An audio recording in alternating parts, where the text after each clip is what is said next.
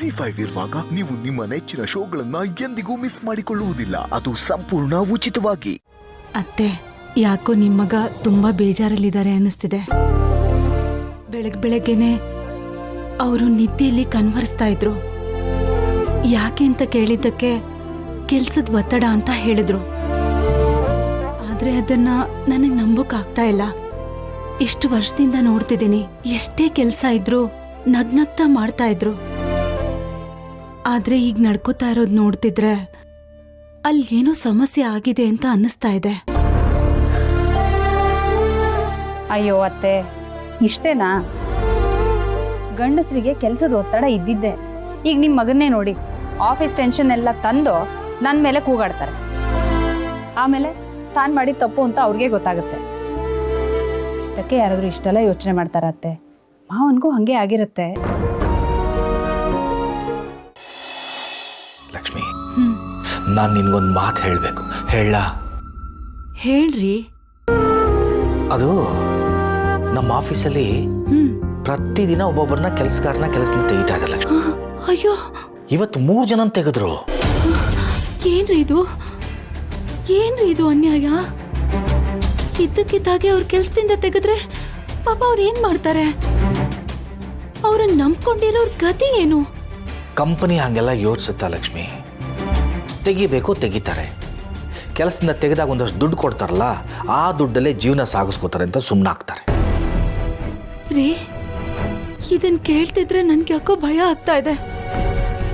ನಿಮ್ಗೆ ಆ ರೀತಿಲಿ ಏನು ತೊಂದರೆ ಇಲ್ಲ ತಾನೆ?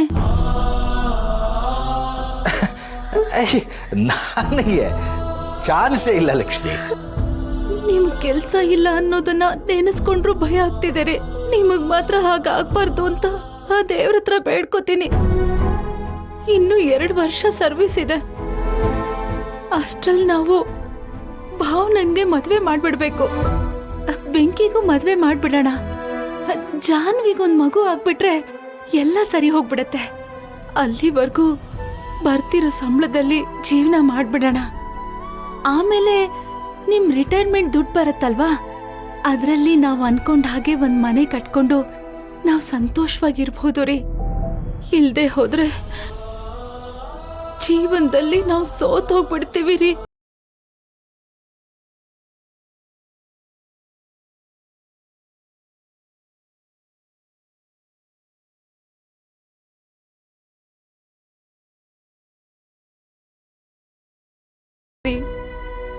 ಆದ್ರೆ ಕಂಪ್ನಿಲ್ ಆಗ್ತಿರೋದನ್ ಕೇಳಿ ನನಗ್ ಭಯ ಆಗ್ತಾ ಇದೆ.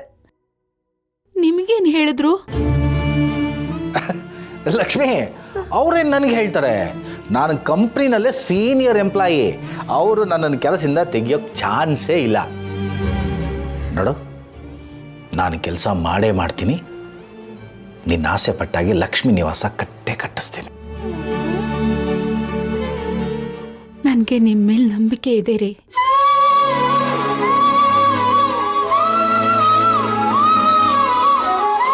ಈ ನಿನ್ನ ನಗುನ ಕಿತ್ಕೊಳಕ್ ನನ್ನ ಕೈಲಿ ಆಗ್ತಾ ಇಲ್ಲ ಲಕ್ಷ್ಮಿ. ಅದಕ್ಕೆ ಇನ್ನೊಂದು ಸುಳ್ಳು ಹೇಳ್ಬೇಕಾಯ್ತು. ZEE5 ಆಪ್ ಡೌನ್ಲೋಡ್ ಮಾಡಿ ಎಲ್ಲಾ ಸಂಚಿಕೆಗಳನ್ನು ಸಂಪೂರ್ಣ ಉಚಿತವಾಗಿ ನೋಡಿ.